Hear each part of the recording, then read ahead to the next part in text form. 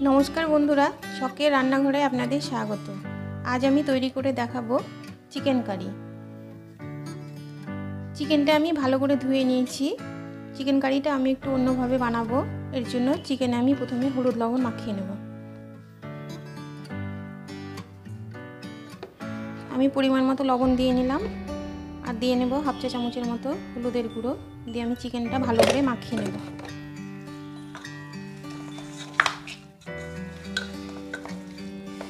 আমি চিকেনে ভালো করে হলুদ লবণ মাখিয়ে নিয়েছি। কড়াইয়ে আমি তেল বসিয়ে নিয়েছি। এবার আমি চিকেনগুলো হালকা করে ভেজে নেব।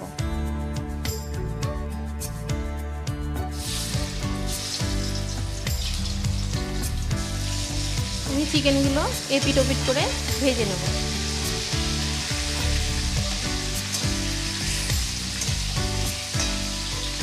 চিকেনগুলো আমার ভেজে নেওয়া হয়ে গেছে। এবার আমি চিকেনগুলো তুলে নেব।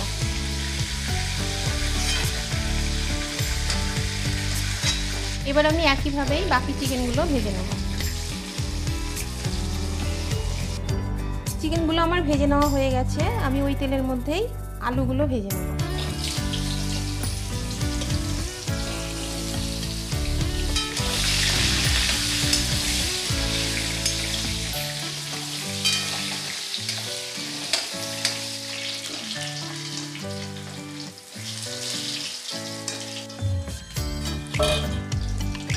आलूगुलो भेजे नेওয়া হয়ে গেছে। এবার আমি ওই তেলের মধ্যেই দিয়ে নেব তেজপাতা দুটো আর দিয়ে নেব দুটো শুকনো লঙ্কা আর দিয়ে নেব এখানে আমি কেটে রেখেছি পেঁয়াজ কুচি করে।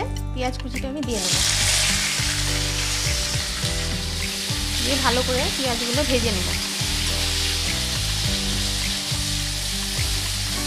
পেঁয়াজটা ভাজা হতে হতে এখানে আমি মিক্সার জারে टमेटो रसुन और आदा निये निয়েছি। এটা আমি একটা মিহি পেস্ট বানিয়ে নেব।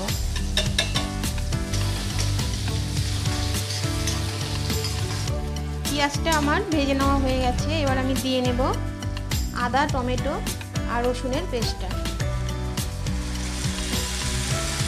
যে ভালো করে আমি পেঁয়াজের সাথে কষে নেব।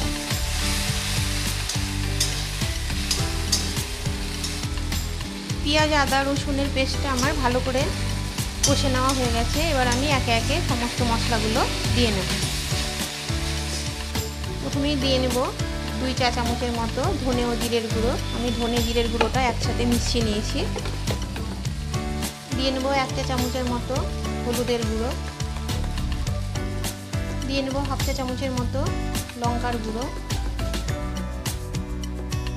দিয়ে নেব হাফ চা চামচের মতো কাশ্মীরি লঙ্কার গুঁড়ো। দিয়ে নেব পরিমাণ মতো লবণ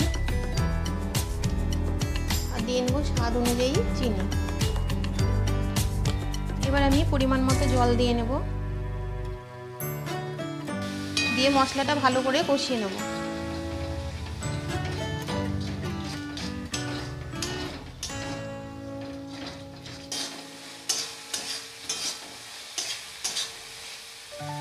মশলাটা আমার ভালোভাবে কষে নেওয়া হয়ে গেছে। এবার আমি ভেজে রাখা মাংসগুলো দিয়ে আবারও ভালো করে কষে নেব। আমি একসাথে আলুও দিয়ে নেব। ভেজে রাখা আলুগুলো আমি দিয়ে নিলাম। দিয়ে আবারও আমি ভালো করে মাংসের সাথে আলুর সাথে মশলাটা ভালো করে কষিয়ে নেব।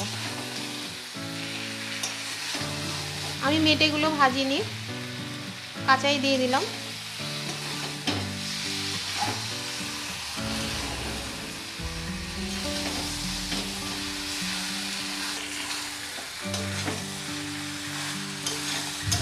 একটু টাইম ধরে ভালো করে মশলার সাথে মাংসটা কষিয়ে নিতে হবে। মাংসটা আমার ভালোভাবে কষে নেওয়া হয়ে গেছে। এবার আমি ঝোলের জন্য পরিমাণ মতো জল দিয়ে দেব। খুব বেশি জল দেব না, যেহেতু আমি মাংসের কারি বানাবো।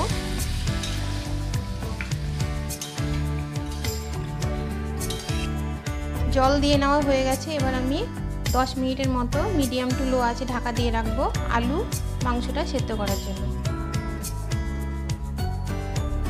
10 মিনিট পর আমি ঢাকাটা তুলে দেখে নিচ্ছি। মাংসটা আমার হয়ে এসেছে, আলুগুলোও সেদ্ধ হয়ে গেছে। এবার আমি এর মধ্যে দিয়ে নেব 1 চা চামচের মতো গরম মশলার গুঁড়ো। আর দিয়ে নেব 5-6টা কাঁচা লঙ্কা চিরা। আমি গরম মশলাটা ভালো করে মাংসের সাথে মিশিয়ে নেব।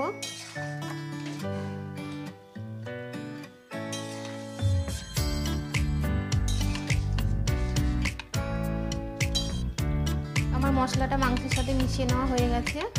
আমি আবারও 2 থেকে 3 মিনিটের জন্য ঢাকা দিয়ে রাখবো, দিয়ে মাংসটা নামিয়ে নেব। 3 মিনিট পর আমি ঢাকাটা তুলে দেখে নিচ্ছি। দেখুন মাংসটা আমার হয়ে গেছে একদম কষা কষা। এবার আমি নামিয়ে নেব। আর দেখুন মাংসগুলো ভেজে রান্না করার জন্য একটাও ভাঙেনি, সব গোটা গোটা হয়ে আছে। এইভাবে মাংস রান্না করলে মাংসগুলো ছুটে যায় না, রান্না করার সময় রান্নাটা খুব ভালো হয়, মাংসগুলো গোটা গোটা হয়ে থাকে।